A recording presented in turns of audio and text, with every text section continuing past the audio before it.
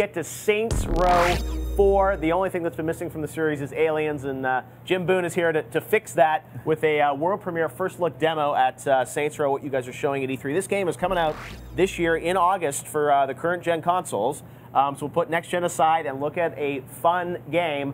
So we're parachuting in here. Tell us a bit about, obviously everyone knows the over-the-top nature of Saints Row, from the dildo bats to whatever. You got them all in there.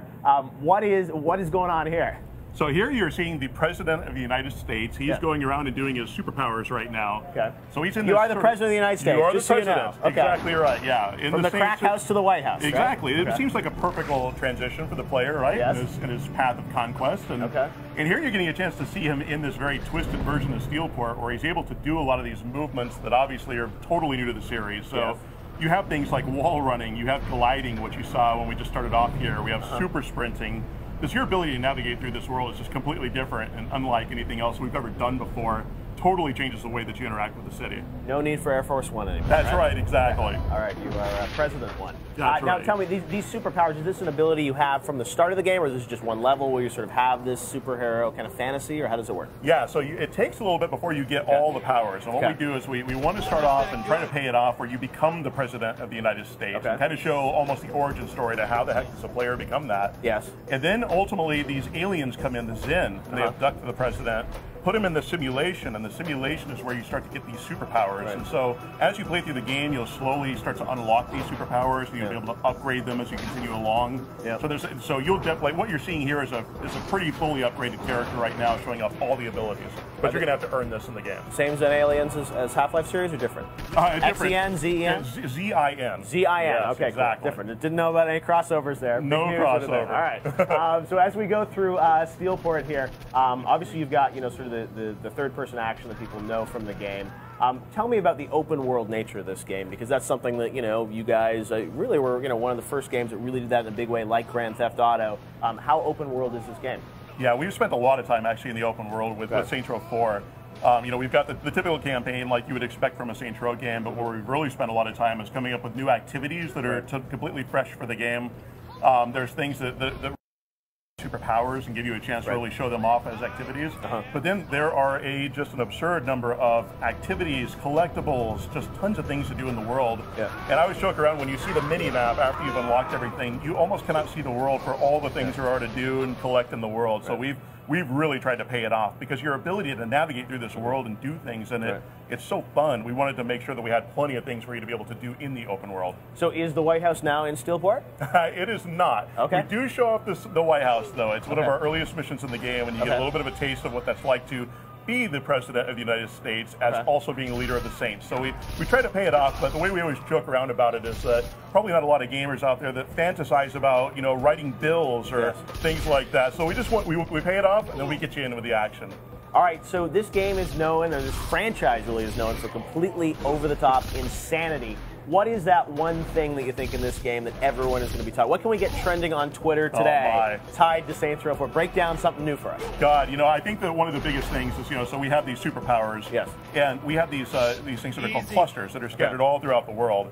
And so you use your superpowers to go get these things, and then as you pick them up, those are the very currency you use to expand your superpowers. And we will see people in our playtesting spend hours just going around the world doing nothing but collecting these things, upgrading their powers, giving them an easier time to go get more clusters.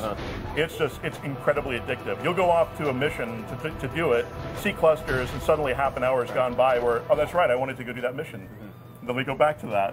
So how are you pushing the M rating in this? I know obviously you've got some crazy weapons, crazy dialogue. What are some of the things that we can't show on TV that you can tell us about? We've got, well, let's say this. We have a number of homies, so just like with any other Saints Row game.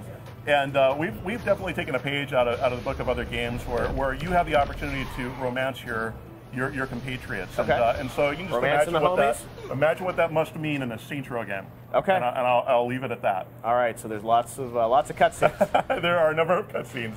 All right, Jim. Well, it looks really cool. I mean, what's great about this game is it's fun. It's coming out this August, and I'm sure you got tons of other interesting levels across the board, and this other things. I know with Saints Row the Third, you guys had that crazy Tron-inspired level. You had lots of other things. You're exactly correct. There's a ton of different variety in this. We've had a lot of different areas where your homies are set up in these nightmare realms, and a lot of different areas to go visit and see. Zombies, you got to have zombies, right? Zombies we don't have this time, but we've got some other things in mind. Every game's got to have I know, zombies. exactly. You mentioned we're going to take a look at some of the activities you can do in this level, because the president has been in full-on superhero mode here. But yeah, tell us about some of the mini games or activities and things we can do. Definitely. You know, so we have one that's called Professor Genki's Mind Over Murder. Professor Genki's Yeah, back. he's back. Why didn't you bring Professor Genki? The whole costume, you could have brought it on stage. We thought about that, but All right. you know, it's just a little too much. We don't want to frighten anyone with the evil professor after all. All right, so tell us about that is one that's totally focused on your telekinesis ability. Okay. So you've got to go around and collect these various items and shoot them through these targets that are scattered about the area. And it really is a fun way to be able to highlight the telekinesis ability. And it's one of the ones that people really find addictive, because you just picking something up and throwing it against the wall or throwing it wherever you want, it's just awesome. So giving some mechanics around that, putting Genki in the middle of it, it's just awesome. It's a great way to do it. Superhero Genki? Yeah, it's well, we do have a yeah, I could say that we've got a superhero Genki in the game. It's not one of your allies though. You'll see him from time to time in the world. Nemesis? Nemesis.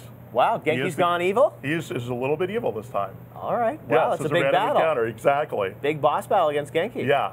What is some of the arsenal he's got? Does he still got that cannon? He does not. He actually uses his own versions of superpowers. Okay. Yeah, so he's got telekinesis. He jumps around, has fast movement. You could have brought evil Genki with us. I know. All right, next time, Jim. Yes, well, that's very exactly. cool. So obviously, as you go through, you have all these superpowers. Tell us a bit about, is there a meter where you have, I guess, some degree over here, you sort of have an ability of superpowers and that will drain and then automatically rebuild over time? You've got it. That's exactly right. So each one has its own reservoir. Okay. Yep. So there you see it in the lower right-hand corner or right over the targeting reticle also. You'll see it fill back up, and then that's what lets you know that you're ready to fire it off again.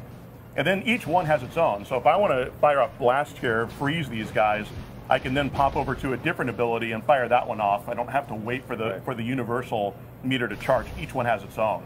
So we really wanted to try to err towards the side of you just having lots of constant combat and just have fun as you keep doing it. Right. And all those things are all upgradable as well. So you'll still be able to go in and upgrade the recharge rate, how effective each ability is.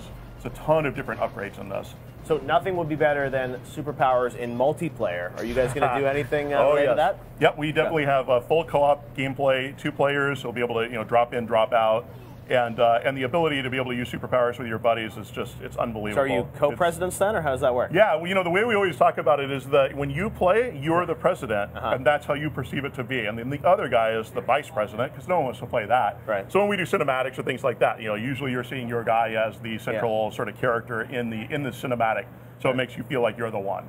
Awesome. Now, you guys have had some fun voice cast members in past games, from Hulk Hogan, I think, to other folks. Yes. Who's going to be in this game? So we've got Terry Crews actually in this one. He plays Benjamin King. He's a returning character from Saints Row 1. So it's a lot of fun to be able to have him back. Yeah. He was originally voiced by Michael Clark Duncan, who unfortunately passed away. And so we brought Terry Crews in, and he did a fantastic job for us in this one. It's been a lot of fun to have him on board. Fantastic. So he's one of the ones that's the easiest one for us to share right now. We've got a few other surprises that we're not quite ready to reveal in terms of the casting, but I think fans will be excited about it. Absolutely. You guys always do a great job going over the top and adding some fun to your summer of gaming. So we'll check out Saints Row 4. It's coming out this August, right? Yes, August 20th, exactly. August 20th. All right. Well, thank you very much. Thank you very much. Pleasure.